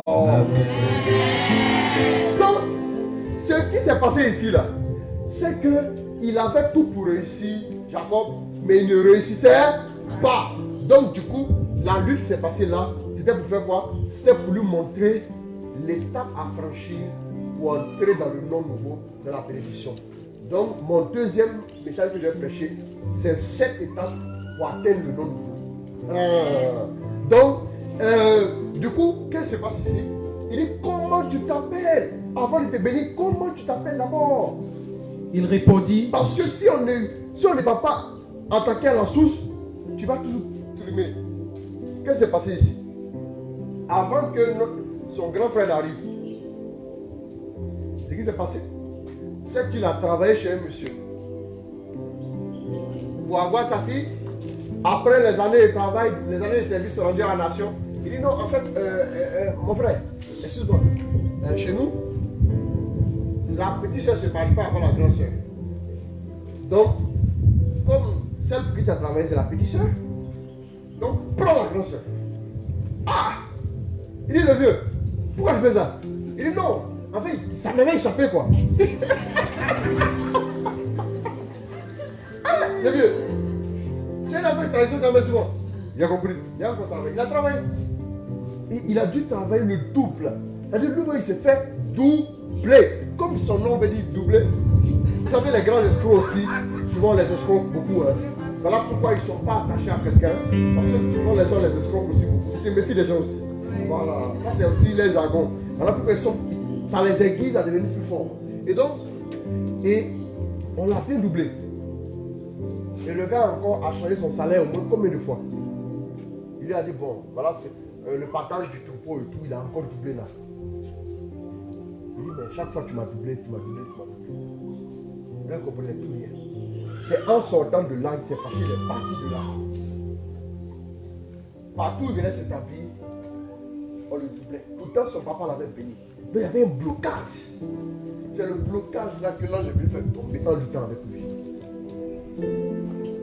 Le plus grand blocage se trouve dans notre identité. Le plus grand blocage se trouve dans notre être intérieur, dans ce que nous sommes. Ce n'est pas dans ce que nous faisons. C'est ce que nous sommes. Comment tu t'appelles? Reviens, allons-y. Il lui demanda, quel est ton nom? Quel est ton nom? Il répondit, Jacob. Il répondit, mon nom est Jacob. Il ajouta, hein? ton nom ne sera plus Jacob. Ah, voilà la clé. Désormais, tu ne t'appelleras plus Jacob. Ok? Mais tu seras appelé Israël. Tu seras désormais appelé Israël. Car tu as lutté avec Dieu. Et avec des hommes. Et tu as été vainqueur. Donc du coup, on t'appelait celui qui a gagné, celui qui est le vainqueur. Pourquoi il donne le nom de vainqueur? À votre avis? Dieu n'est pas vainqueur. Parce qu'il a persévéré. D'accord? Mais parce que son grand frère arrivait pour le tuer. Dieu n'est pas vainqueur. Son grand frère arrive avec la ferme intention d'accomplir sa prophétie à lui-même. Que quand, oui, aïe, son frère vient pour dire, comme je devais le tuer, c'est l'heure.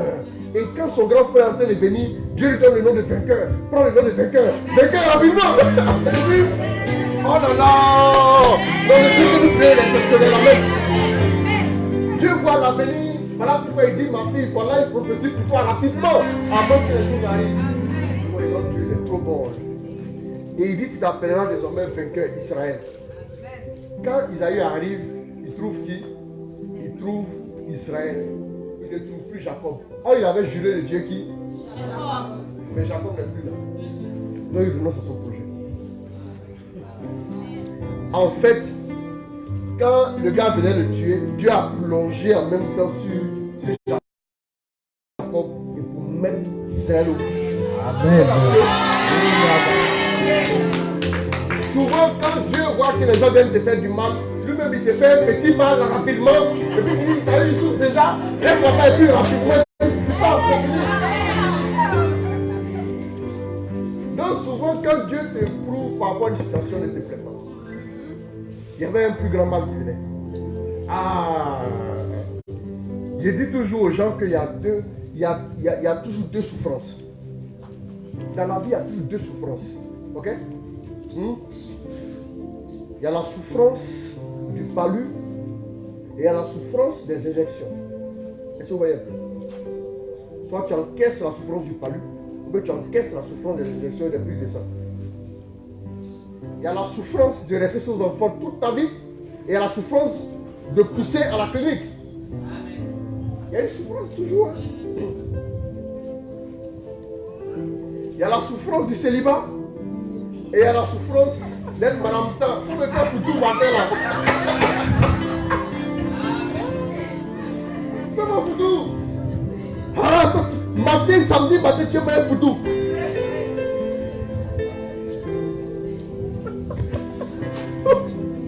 Il y a toujours deux souffrances. Choisis une seule souffrance. La souffrance. Voilà pourquoi il dit venez à moi, vous tous qui êtes fatigués, qui ployez sur le fardeau et prenez sur vous mon joug qui est léger. Il y a toujours un joug à porter quand nous marchons avec Dieu. Sachez qu'il y a la souffrance, par exemple, d'obéir au commandement, de te retenir, de te contenir par rapport à cette situation. Et il y a la souffrance de commettre le péché après de payer sa cash. Ma chérie, il y a la souffrance de la chasteté et il y a la souffrance du mariage raté parce que tu as vécu dans la fornication. Il y a la souffrance d'être seul, de ne pas avoir les moyens, de ne même pas avoir pommade, ma chérie. Et puis il y a la souffrance d'être entretenu par un homme marié et de ne jamais avoir un homme pour toi aussi. Ne pensez pas que tous les chrétiens rient comme ça, Adam déployé. Non, non, non, non. C'est chaud partout. C'est chaud. Souvent, quand tu jeûnes, à un moment donné, tu dis, oh, Jésus, est-ce que c'est jeûne de mon enfer? Tu sens que c'est compliqué. Wow. Tu sens que c'est dur. Toi-même, tu as dit, la foi chrétienne n'a jamais te laissé tomber. Mais après, tu te ressaisis, c'est pas grave. Ça fait 13h, 14h. Mais 18h, quand tu finis de manger, tu prends une bouille de mille, tu dis, oh pêche béni, parce que tu manges plus. T'as vu? Parce que c'est compliqué. Tiens. Chaque soir, son temps. C'est compliqué. Il y a des moments où c'est très dur. Oui. Il y a des moments où Dieu te dit, je suis en train de te... Souvent, il y a la souffrance. Il y a la souffrance de se réveiller la nuit de 3h à 6h pour prier, pour avoir le discernement, pour faire un bon choix.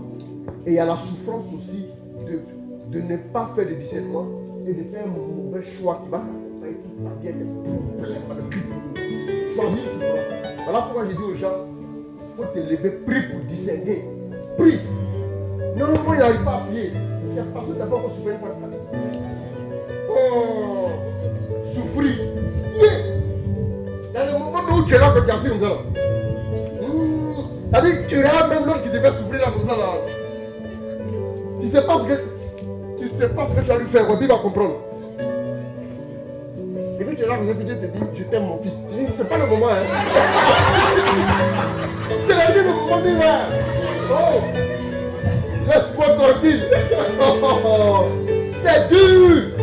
Tu sens que le combat est rude. Mais tu as fait le choix. Et puis tu es assis là comme ça. Et puis c'est ce qui te donne la maturité, la sagesse, le calme. Mais si tu ne fais pas attention aussi, j'ai vu des gens. Écoutez, je vous donne un témoignage. C'est le témoignage mon épouse et l'une de ses cousines. J'ai déjà sa permission depuis de donner ce témoignage. À l'époque, elle est restée vraiment focalisée sur Dieu. Leur papa était chef chrétien. Et sa cousine, elle a même son frère qui est prêtre. Sa cousine en question aussi a été élevée par les papas dans le même cadre et tout. Quand les garçons les approchaient, elles ont commencé à se méfier et tout. Sa cousine même était encore plus stricte encore qu'elle et tout. Et à un moment donné, à cette période-là, je les ai plus ou moins connues. Elles ont commencé à s'engager sous notre direction et tout. Mais la cousine, elle a commencé à s'intéresser aux garçons. Donc chaque fois qu'il y a la cousine, alors la prière. Alors la prière. Alors la prière. Et la cousine lui dit, non, on fait des prières là, tout, clé. J'ai jamais vu ma vie. Je ne veux pas me mettre dans faire des prières. Non, je suis une jeune fille, j'aime bien sortir, voilà. C'est comme ça qu'on rencontre quelqu'un de bien et tout ça. La cousine directe. La fille du petit frère de sa maman. Non, elle a commencé à sortir et il y avait un type bizarre là qui venait la voir. Souvent quand j'allais là-bas pour leur rendre visite à l'époque,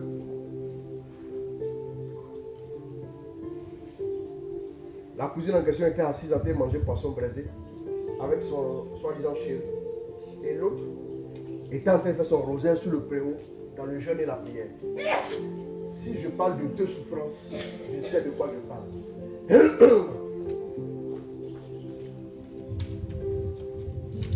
Donc, quand le poisson arrive, elle vient. On t'invite. Pardon, tu jeûnes. Pardon. Il ne faut pas regarder ton jeûne. Pardon. On mange, je suis tranquille, bien. Jeûner, faire son rosaire. Tant bien que mal et tout. Tant bien que mal et tout. Finalement, un jour, par une prophétie, je suis arrivé comme ça chez eux, à l'époque. C'était en 2006 par là. Je suis arrivé, et quand je suis arrivé, j'ai... 2006 ou 2007. Je suis arrivé, j'ai donné la prophétie, et il y a quelqu'un qui est en train de prendre une décision. La décision n'est pas bonne. Attention, je vois des problèmes de femmes. Je vois un truc de... J'avais vu que les mêmes grossesses, mais je n'ai pas voulu dire. La cousine en question, un mois plus tard, elle était enceinte. Bon, c'est des mois plus tard après qu'on soit là. Voilà, et donc les gens se sont dit que c'est quand elle va accoucher qu'il y aurait un problème de ventre. Il n'y a pas eu de problème, elle a accouché normalement. Mais après ça, elle n'a pas eu mourir. Elle est restée avec le gars, un gars pas très stable. Un gars, moi, la première fois que j'ai vu le gars, je lui ai dit que je ne sens pas le type là. Je ne sens pas le type là pour ta cousine. Il va briser ça. Je lui ai dit ça le premier jour. Vous savez, quand tu marches avec Dieu, quand quelque chose ne rentre pas dans la logique divine là, tu sens. Quand quelqu'un n'est pas de Dieu, tu le sens. Tu ne pourras pas, tu vas sentir. C'est comme ça que ça marche. Et donc, quand j'ai dit, elle a essayé de lui parler. Ah, vraiment, il faut faire attention. Il faut aller doucement dans ta relation. Il ne faut pas qu'après tu aies des regrets. Non, c'est ce qu'il fait, tout. Ah. Ok.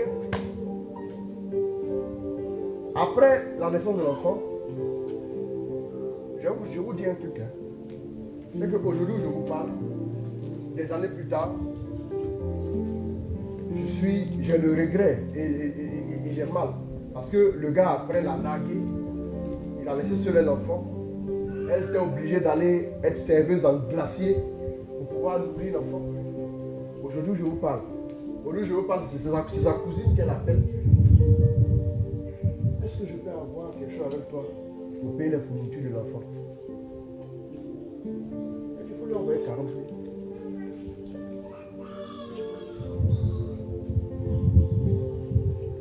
Aujourd'hui, je vous parle, elle vit comme ça. L'autre est mariée.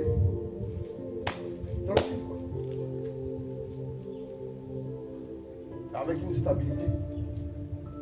L'autre est là et il est comme ça. Quand j'ai vu ça, le gars est juste apparu. Le Fils de l'homme est apparu pour briser les œufs des ténèbres. Le fils du démon est apparu pour répandre les œufs des ténèbres. Amen. Je vous dis la vérité. Hein. Je suis obligé de vous dire la vérité. Il y a des gens souvent qui apparaissent à des moments de votre vie juste pour jouer un petit rôle là, pour ruiner votre destinée. Et puis après, ils disent bonne route. Et puis ils se loignent définitivement. Même pour qu'ils puissent envoyer 5 000 francs pour l'enfant, il décroche le téléphone. Il n'envoie plus rien. Il a abandonné l'enfant. Il a disparu de la circulation. Il dépense là. Sa propre cousine. Sa propre cousine. Quand elle prend son téléphone pour appeler sa cousine, qui est mon épouse, elle ne peut plus l'appeler par son nom. Les deux, l'autre qui a pris le mauvais chemin, a 1 an de plus que mon épouse. Elle ne peut pas l'appeler par son nom. Madame Tan, avec tout le respect, c'est ça qu'elle appelle. À un moment donné, quand Dieu veut vous faire voyager ensemble, pardon, monte. Même si tu es mal assis, assieds-toi quand même, on va décoller. Il ne faut pas dire non, moi je vais être confort. Non. Et puis tu restes dehors. Le moment où tu as mal assis, bon voyage, et puis on ne t'entend plus. On t'entend ce moment. Le Seigneur te tape ici, maintenant tu veux monter dans l'avion aussi. Il y a un temps pour embarquer, il y a un temps pour décoller. Il y a un temps pour faire son enregistrement. Au moment où les gens sont enregistrés, quand tu es assis là-bas en train de manger les poissons, j'ai dit, dans 15 ans, il y aura encore des poissons. Ce n'est pas une espèce en voie de disparition. Donc laisse manger les poissons là. On va manger après. Concentre-toi sur ta destinée. Concentre-toi sur ce que Dieu t'a dit. Concentre-toi sur le plan de Dieu pour ta vie. Arrête. Et les garçons, il m'a écrit, je vais aller dîner. Laisse tomber. Consacre-toi à Jésus.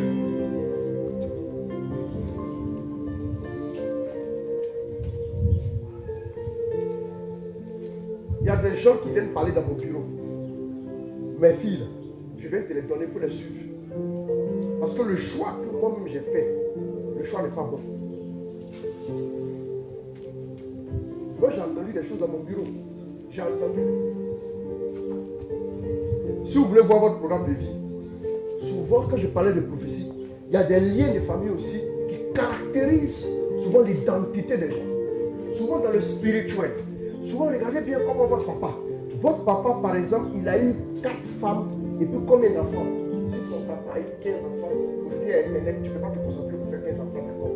Mais écoute, ce qu'il y a Internet, vous comprenez ce que je veux dire. Avant, les gens n'avaient pas Facebook, ils n'avaient pas Internet. Quand ils venaient du champ, tout droit au lit. Donc les chances de faire des enfants étaient élevées.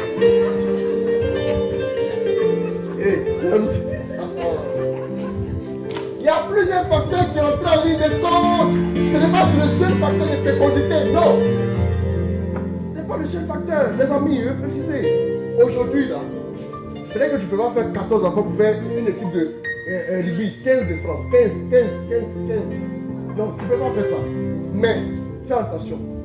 Si tu as par exemple ton père qui n'est pas resté fidèle, qui a eu peut-être 2, 3, 4 femmes, sois sûr que si tu ne brise pas cette nature intrinsèque en toi, comme ça a été le cas de Jacob qui est devenu Israël là, tu risques de reproduire ça.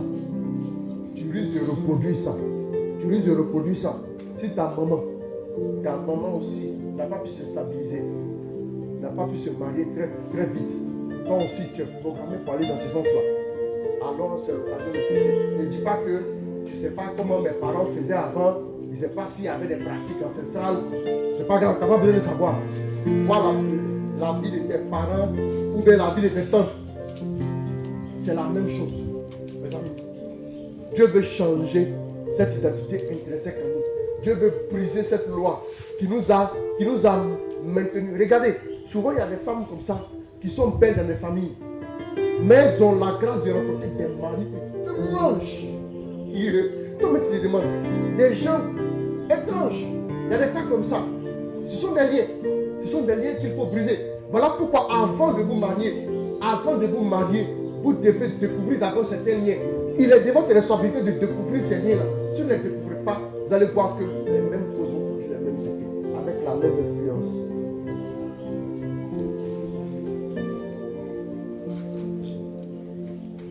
C'est comme ça. Abraham, malgré qu'il soit le choix de Dieu, arrivé quelque part, il a menti. Il dit sa femme et sa soeur. Son fils Isaac, pareil, on prend les mêmes, on recommence. Son fils n'était pas là. Il n'était même pas encore né. Lui, mais il est né très tardivement là. Mais quand il a grandi, il a fait la même chose. C'est le lien de famille, le mensonge. Jacob même c'est grave. Et plus ça avance là, ça devient tension. Là, lui, maman, il dit non. C'est lui-même, il dit il est le grand frère même en même temps même. Son mensonge est terrible. Donc il n'y a pas de souci. Ok, c'est vrai. Son mensonge même est encore plus terrible. Son mensonge c'est amplifié. Vous vous souvenez, Moïse était de quelle tribu? Ok, d'accord. Vous vous rappelez ce qui s'est passé, non? Vous vous rappelez ce qui s'est passé? Les frères qui sont allés tuer parce que les soeurs étaient déshonorées. Vous vous souvenez ce que leur papa a dit vers la fin de leur vie? Vous vous souvenez pas? En Genèse 50, lisez bien la parole de Dieu. En Genèse 50 là, non, c'est pas la peine de prendre comme il est là. Leur papa a dit, maudit soit la colère. Maudit soit leur colère. Pourquoi il a dit maudit soit leur colère? Il savait ce qu'il préparait. Maudit soit leur colère. Parce que c'est de cette tribu-là que Moïse est sorti. Et Moïse, c'est sa colère qui a fait qu'il n'est pas rentré en terre promise. Voilà pourquoi le Père maudissait depuis la colère. Regardez les membres de vos familles. Regardez, ton papa a divorcé. Ou bien ton papa battait sa femme. Ou bien ton papa mentait à sa femme. Il n'y a pas besoin de dire la suite. Je n'ai pas besoin de dire la suite. Prie beaucoup. Prie cette loi là sur ta vie. Même si tu ne t'appelles pas Jacob, pour tromper ta femme. Tu es un Jacob en réalité dans le fond. De par cette hérédité, de par le fait que tu es né d'eux. C'est ça. Les liens qui opèrent dans la maison, voilà pourquoi on va voir les 7 étapes.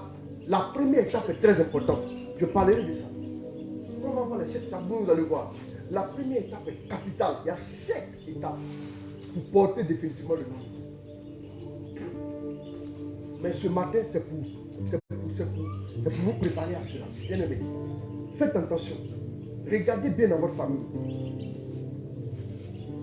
Regardez bien dans votre famille. Qu'est-ce qui était récurrent? Qu'est-ce qui était récurrent? Regardez David. Lui-même, il est enfant du terrain. C'est vrai, c'est beau. Lui, il ne s'est pas fatigué. Il se met à sa fenêtre. Adultère, il n'est pas allé chercher là. Adultère est venu le trouver. Ça, c'est dans les familles. C'est venu le trouver. Et ça va se baigner derrière sa fenêtre. Quand il a vu, il dit, hein?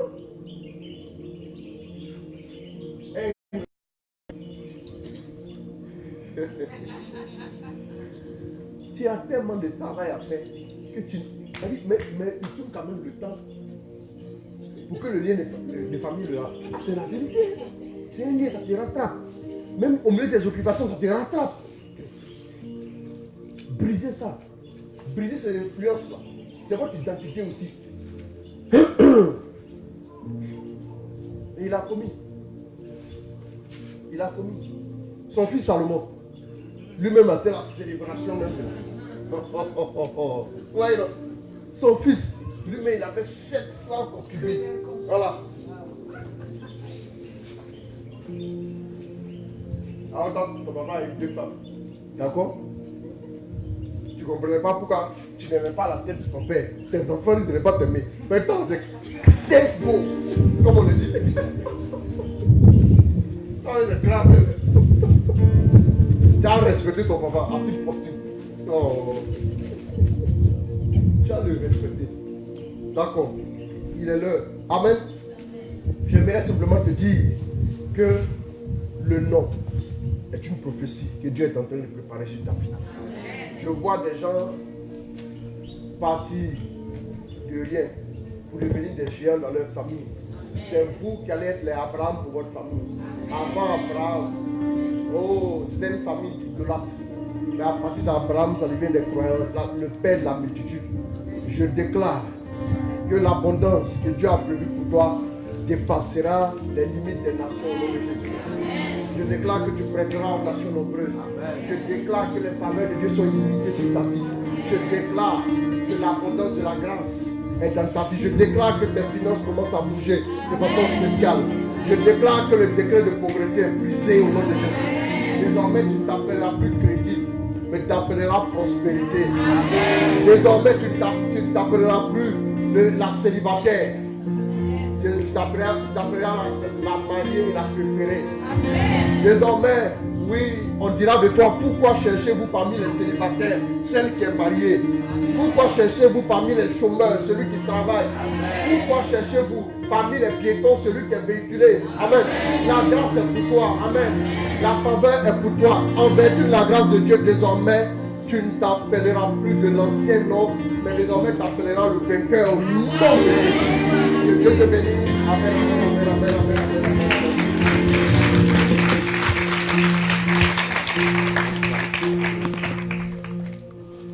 Bien-aimé.